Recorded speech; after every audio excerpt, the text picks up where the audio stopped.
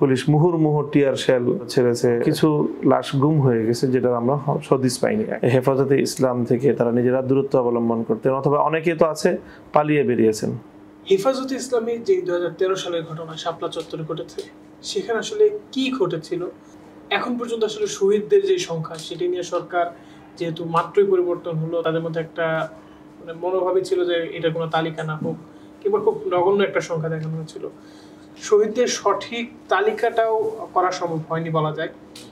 শহীদদের জন্য আপনাদের করণীয় কি, আর আইনি যে কার্যক্রম সেটা শুরু করবেন কিনা? 250-টিরও বেশি ডিজাইন অপশন নিয়ে ওয়ালটন স্মার্ট ফ্রিজ, বোঝে আপনার প্রয়োজন।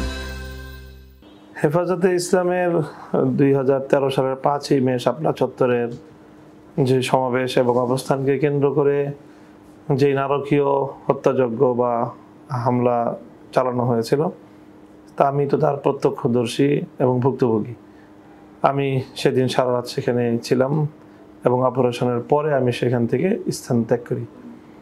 কাজে আমরা সেখানে দেখেছি যে খুব কাছ থেকে পরিকল্পিতভাবে রাত প্রায় 3টার দিকে সকল চারিদিকে অন্ধকার একটা ভুতুড়ে পরিবেশ তৈরি করে সেখানে আইন শৃঙ্খলা রক্ষাকারী বাহিনী হত্যাযজ্ঞ চালিয়েছে। তবে সেখানে হত্যাযজ্ঞ চালানোর দৃশ্য যেটা আমার চোখে পড়েছে, আমি একটা জায়গায় ছিলাম, সেখানকার কাছাকাছি দৃশ্যগুলো আমি দেখেছি যে মানুষ যেখানে জটলা পাখা, যেখানে মানুষজন হঠাৎ তাদের সাঁড়াশি অভিযানে দিক বিদিক মানুষজন ছুটে সবাই যার যার আত্মরক্ষার জন্য এদিক সেদিক ছোটাছুটি করেছে। তো অনেকে এমন জায়গায় গিয়েছে যেখান দিয়ে আসলে কোনো বের হওয়ার পথ ছিল না। একটা জায়গায় গিয়ে যেরকম ওখানে একটা পেট্রোল পাম্প ছিল, সেখানে তারপরে সোনালী ব্যাংকের ছিল, মানুষজন ওখানে ওদিকে ঢুকে পড়েছে, বিপুল পরিমাণ মানুষ একদিকে ঢুকে পড়েছে, কিন্তু ওখান থেকে কোনো এক্সিট ছিল না, যার কারণে ওখানে মানুষের জটলা ছিল।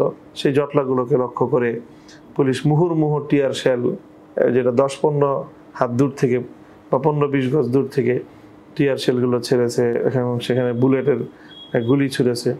এতে সেখানে অনেক মানুষ হতাহত হয়েছে। আমাদের তৎকালীন সময়ে একেবারে এক্সাক্ট পূর্ণ তালিকা প্রস্তুত করা সম্ভব হয়নি দুটি কারণে। একটা হলো কিছু লাশ গুম হয়ে গেছে যেটা আমরা হদিস পাইনি, এক। আর দ্বিতীয় হলো যে অনেক মানুষ যারা নিহত এবং নিহতের পরিবার পরিজন, তাদের প্রতি আইন শৃঙ্খলা রক্ষাকারী বাহিনী, পুলিশের পক্ষ থেকে এবং সরকার দলের পক্ষ থেকে এমন আতঙ্ক তৈরি করা হয়েছিল যে তারাও আসলে নিজেদের নিরাপত্তার স্বার্থে হেফাজতে ইসলাম থেকে তারা নিজেরা দূরত্ব অবলম্বন করতেন, অথবা অনেকে তো আছে পালিয়ে বেরিয়েছেন। আমি এরকম একাধিক ঘটনা জানি যে একটা মেয়ে, তার স্বামী, তার হাজবেন্ড সেখানে শহীদ হয়েছে, তারপরে পুলিশ তাকে ধরে নিয়ে গিয়ে তাকে দিয়ে হেফাজতে ইসলামের বিরুদ্ধে মামলা করার জন্য তাকে চাপ প্রয়োগ করেছে। সে কোনোভাবে কৌশলে সেখান থেকে উঠে এসেছে, আসার পরে পুলিশ আবার তাকে তার বাড়িতে এসে তাকে ধরে নিয়ে যাওয়ার প্রক্রিয়া শুরু করেছে। এরপরে সেখান থেকে সে পালিয়ে গিয়ে দীর্ঘদিন পর্যন্ত ফেরারি জীবন যাপন করেছে। তো এই যে যারা মূলত তথ্যগুলো দিবে, সেটা তাদের জীবনের জন্য ঝুঁকির কারণ ছিল, এই জন্য অনেকেই তথ্য দিতে পারেনি। তারপরেও হেফাজতে ইসলামের পক্ষ থেকে সেই সময়ে হেফাজত নেতৃবৃন্দ তখন দীর্ঘ একটা সময় তারাও আত্মগোপনে ছিলেন, এবং আমি তো তখন হেফাজতের ওই 2013 সালের 5ই মের পরপরই আমি গ্রেফতার হয়েছিলাম, আমিও আরও আমাদের অনেকেই গ্রেফতার হয়েছিলেন। যার কারণে সেই কাজটা আমরা পরিপূর্ণ করতে পারিনি, কিন্তু যতটুকু অসম্পূর্ণ আমাদের কাছে যে তালিকা ছিল সেটা মোর দেন 80 জনের বেশি শহীদের সুনির্দিষ্ট তথ্য এবং তালিকা হেফাজতে ইসলামের কাছে সংরক্ষিত আছে। আর বাকি তথ্য সম্পূর্ণ করা যায়নি। আমাদের ওই অধিকার নামক যে আদিলুর রহমান সাহেবদের যেই মানবাধিকার সংগঠন, তারা 61 জনের যে তালিকা প্রকাশ করেছে, তো সেটা হলো তারা যতটুকু জানতে পেরেছে, আমাদের কাছে এর চেয়ে বেশি তথ্য আছে হেফাজত ইসলামের পক্ষ থেকে। এই হলো শাহাদাতের সেখানকার হতাহতের ঘটনা। সেই হতাহতের ঘটনাকে কেন্দ্র করে আমরা আমাদের সাধ্যের আলোকে আমরা সকল ক্ষতিগ্রস্ত, শুধু নিহত যারা শুধু তারাই তো না, প্রচুর পরিমাণ মানুষ সেখানে আহত হয়েছে, অনেকে এই পঙ্গুত্ব বরণ করেছে, অনেকের অন্ধ হয়ে গেছে, এরকম অনেক মানুষের সংবাদ এবং তথ্য এবং ডাটা আমাদের কাছে আছে। আমরা আমাদের হেফাজত ইসলামের পক্ষ থেকে, আমাদের খেলাফত মজলিসের পক্ষ থেকে, যুব মজলিসের পক্ষ থেকে আমরা বছরের বিভিন্ন সময়ে ঈদ, রমজান সহ বিভিন্ন অকেশনে আমরা এই সকল লোকগুলোকে আমাদের সামর্থ্যের আলোকে কিছু সহযোগিতা করার, তাদেরকে সান্ত্বনা দেওয়ার, তাদের পাশে দাঁড়ানোর চেষ্টা করি এবং সেটা ইনশাল্লাহ আগামী দিনে আরও শক্তিশালী হবে।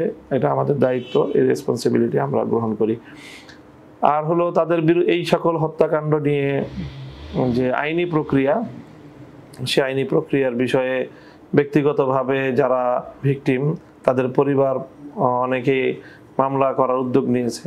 হেফাজতে ইসলাম তাদেরকে মামলা করার জন্য উদ্বুদ্ধ করেছে, উৎসাহিত করছে এবং আমরা তাদেরকে বলতেছি যে আপনারা নিজেরা, কারণ বাদীর আত্মীয় স্বজন যদি মামলা করে সে মামলা আমরা মনে করি বেশি শক্তিশালী হবে, সেই জন্য তাদেরকে আমরা মামলা করার জন্য বলেছি, পরামর্শ দিয়েছি এবং কারো যদি আইনি সহযোগিতার প্রয়োজন হয় এক্ষেত্রে মামলা করার জন্য সেটা হেফাজতে ইসলাম করছে।